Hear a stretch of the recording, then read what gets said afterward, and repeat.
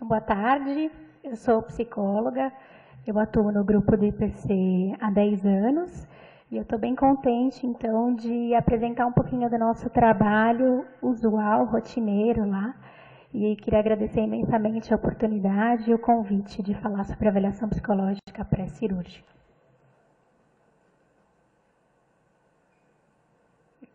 Então, a avaliação psicológica, ela é um processo...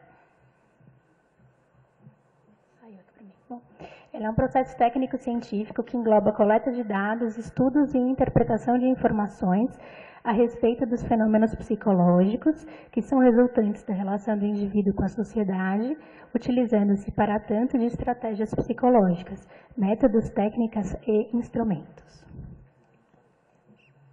Ela está sumindo aqui. Tá vendo? Não está aparecendo aqui. Bom, a entrevista, então, ela tem um caráter compreensivo e ela é efetuada para responder questões específicas. Ela é válida por um período determinado de tempo e a gente utiliza de testes psicológicos e escalas como um recurso complementar. A gente não baseia a avaliação psicológica somente em escalas e testes. Então, a gente utiliza só para complemento ou para uma complementação diagnóstica, enfim. E ela não engloba somente uma coleta de dados. Na prática, o que acontece é que a avaliação e a intervenção acabam ocorrendo simultaneamente.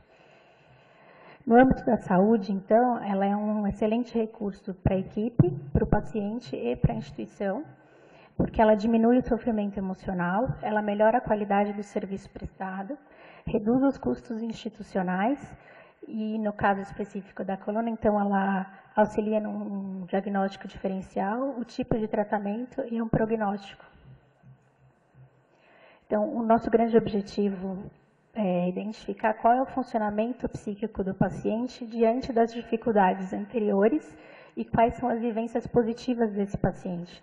Isso faz com que a gente entenda quais são os recursos de enfrentamento desse paciente diante de situações adversas e de estresse elevado, e isso vai dar, então, indícios de como que ele vai reagir nessa situação, né? Então, tanto da doença, adaptação à doença, quanto à cirurgia em si. A gente avalia e adequa as expectativas desse paciente para a cirurgia, e a gente tira o paciente, então, dessa postura passiva, né? Então, a gente coloca ele como um agente de mudança, traz para uma postura mais ativa e auxilia para que essa escolha pela cirurgia seja uma escolha mais consciente, e não nessa postura passiva de somente uma indicação médica, que o paciente participe desse processo. Então, como é que a gente faz isso, né? Então, a gente busca os dados da história de vida desse paciente, os dados da história da doença de coluna, qual a fase do ciclo de vida que esse paciente está, se existe a presença atual ou anterior de transtornos psicopatológicos e psiquiátricos, quais são as características de personalidade desse paciente, a rede de apoio, né, social e familiar. A gente faz a utilização de escalas e testes psicológicos, identifica o grau de compreensão do diagnóstico e do tratamento e se existe a presença ou não de ganhos secundários, que aqui engloba também os casos de working compensation. A dor crônica, ela engloba vários aspectos da vida do indivíduo e influencia e é influenciada por todos esses aspectos, né? Então, a gente sabe pela literatura que os pacientes com dores lombares crônicas apresentam problemas psicológicos, sociais, a questão laboral e existem ganhos secundários e que esses fatores influenciam a apresentação clínica do resultado da cirurgia de coluna. Mas o que a gente vê na prática é que a avaliação psicológica pré-cirúrgica ela ainda é incipiente, embora a gente veja bastante relato dessa influência na literatura. Então, a gente trouxe um estudo que o grupo realizou recentemente, onde a gente tinha o objetivo de analisar a correlação da apresentação de fatores psicossociais pré-cirúrgicos e os resultados cirúrgicos. Então, os materiais foram a entrevista semi-estruturada, que tem, então, o histórico psicossocial do indivíduo, mais a utilização da escala RADIS de ansiedade e depressão. E, ao final dessa avaliação, o psicólogo emite, então, um parecer ao cirurgião com uma conduta, né, favorável com recomendação ou não favorável à cirurgia. Utiliza-se também para avaliação o nível de dor pelo VAS, o Osvestre, qualidade de vida pelo Eurocol, e a gente avaliou os pacientes pré-operatórios com 6 e 12 meses de follow-up. O estudo contou, então, com 136 sujeitos, 85% desses sujeitos estavam no grupo verde, ou seja, favorável à cirurgia, e 37%, então, no grupo amarelo, onde tinha alguma recomendação. O grupo vermelho não está aqui porque são pacientes que não foram para a cirurgia por falta de recomendação.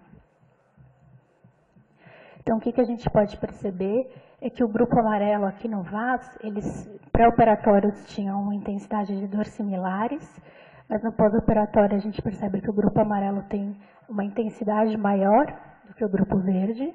Com relação à incapacidade física e à qualidade de vida, a gente percebe que o grupo amarelo já se apresenta pior no pré-operatório e o mesmo se repete no pós-operatório. Embora o grupo amarelo tenha pior resultado comparado ao grupo verde, os dois grupos se beneficiam com a cirurgia. Então, o que está relacionado ao pior resultado clínico pelo nosso estudo? Então, analisando os fatores isoladamente, depressão, casos de working compensation ou ganhos secundários, pouca compreensão do diagnóstico e antecedentes de cirurgia de coluna.